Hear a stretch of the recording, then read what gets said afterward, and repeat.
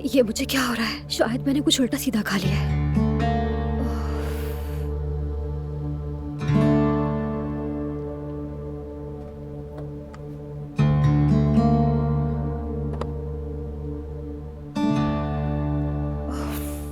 इसकी expiry date तो कब की गुजर चुकी है यार।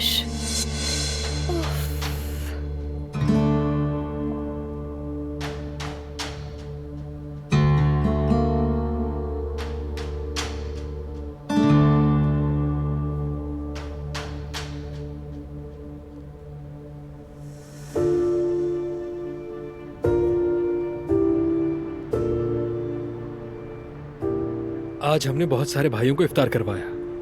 शुक्र है कुछ तो नेकी का काम हुआ। शुक्र है।